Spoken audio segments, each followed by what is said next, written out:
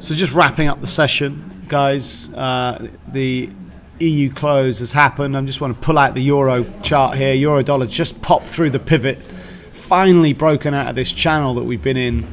Well, not only today, but actually yesterday and the latter part of the day before. So technical break higher here, up through the pivot. That was the high of the day. If I draw a line in there, I'm just going to move that, maybe put it there.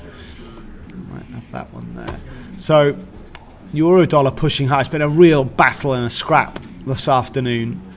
We've really had two sort of key events that, well, let's say three key events, the first of which didn't really deliver too much, but well, let me go back and maybe use the S&P to kind of talk through this. So event number one, just as a recap, and look, gold's up at the top of the range here as well.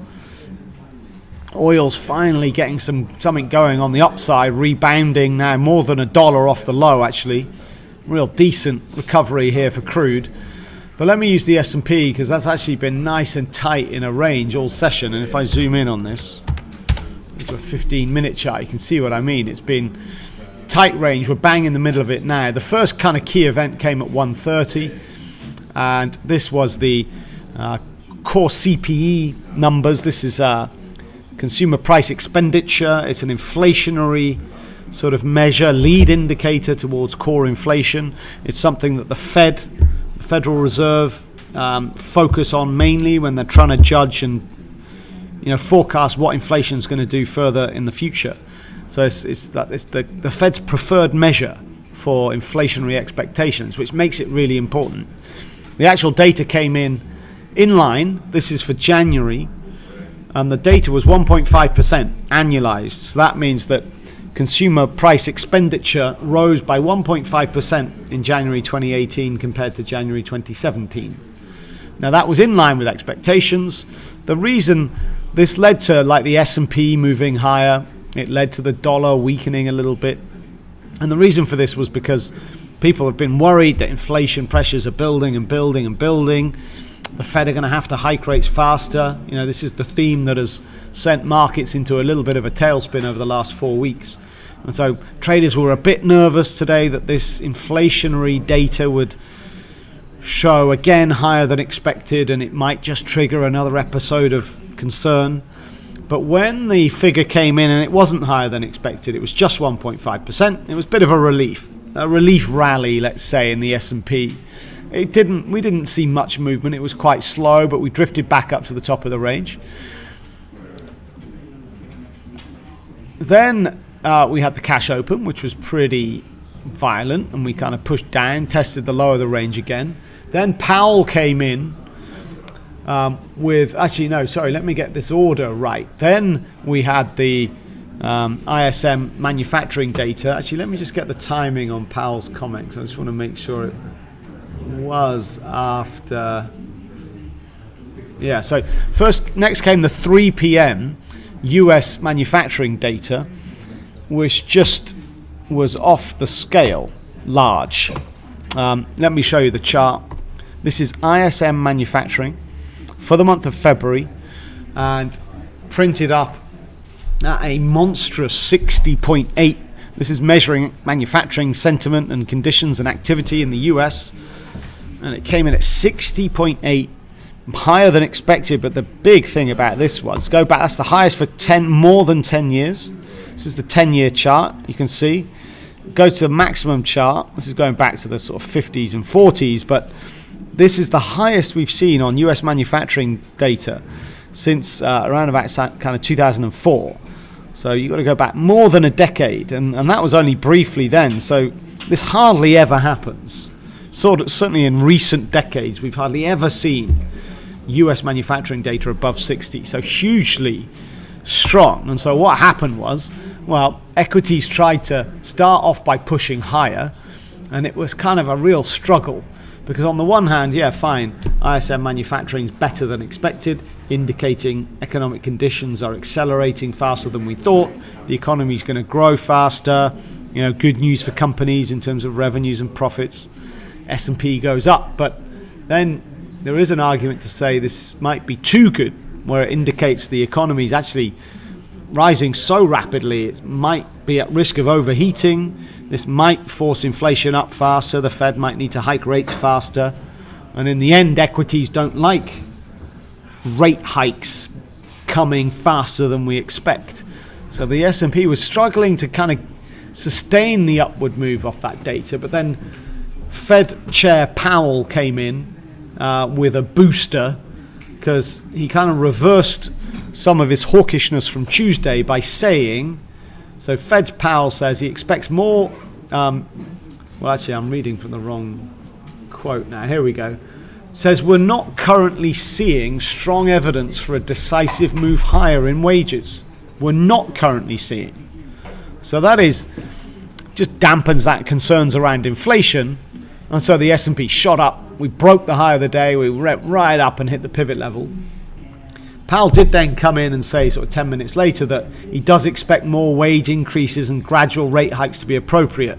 He says fiscal policy will likely put upward pressure on inflation this year. So that was a bit more hawkish and perhaps capped the upside for the equity push off that dovishness. And anyway, then we've dropped back into the range, and here we are, pretty much unchanged on the day. In fact, we're exactly unchanged on the day right here for the S&P. So there are your three developments this afternoon.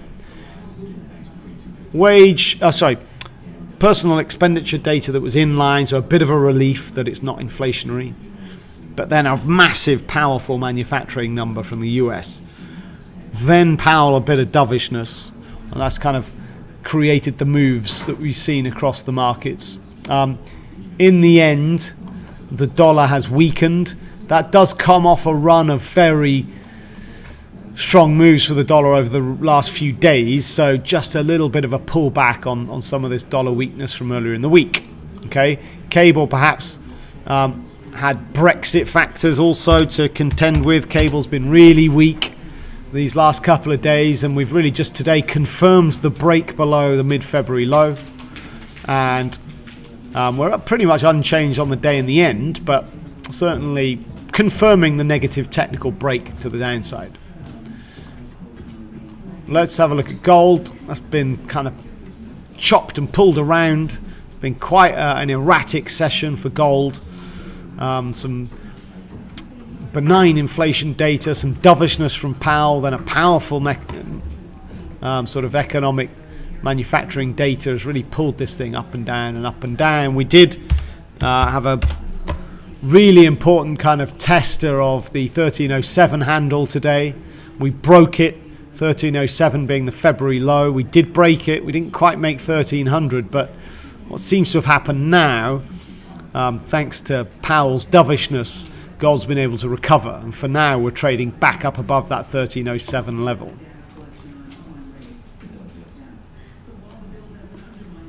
And then we'll just finish by looking at crude, which, like gold, has kind of been pulled around a little bit. But crude, certainly, if I make this into a longer term 60-minute chart, then you know, the downtrend for the week has continued today. Technically, that low point that we had yesterday has been so powerful today. On the break of it earlier on this morning, kind of just set up that extension lower. But here we are, managing to recover this dollar weakness we've seen into the European close, enabling gold and oil to pull back higher. And again, though, that low point from yesterday, key technical resistance, just again retested. So tricky one, multiple directional moves, benign inflation, dovish Fed, bullish data. It's all been packed in there. So lots to think about. What I'll finish on is just what's happening tomorrow. And those of you that perhaps are thinking, well, hang on, it's the first Friday of the month. Doesn't that normally mean non-farm payrolls? And I can tell you it does not. Not this time. So we do not have non-farm payrolls tomorrow. That's next week. Here's the economic data calendar for tomorrow's session. So not much. I mean, in the morning we've got some German data through the morning. Import prices, retail sales. We've got final Italian GDP figures. This is for quarter 4. So not going to be much not going to have much effect on markets, I wouldn't imagine. You got some construction numbers from the UK, some producer price numbers from Europe. So all of this is kind of mid-tier. None of it's going to be particularly influential. We've got some GDP data from Canada. Unless you're trading the Canadian dollar, this isn't going to be influential either. The US data, I mean, you got some sentiment figures later on tomorrow afternoon at 3 o'clock. We had some powerful consumer confidence numbers last week, so we'll see how that goes. You got some Baker Hughes rig count figures to close out the week tomorrow night. In terms of speakers, perhaps the most interesting of the day will be the Governor of the Bank of England. He's talking as part of the inaugural Scottish Economics Conference. Wow. That's if he can get up there, that is, given snow conditions, but that is a conference. Might see if I can get a last minute ticket.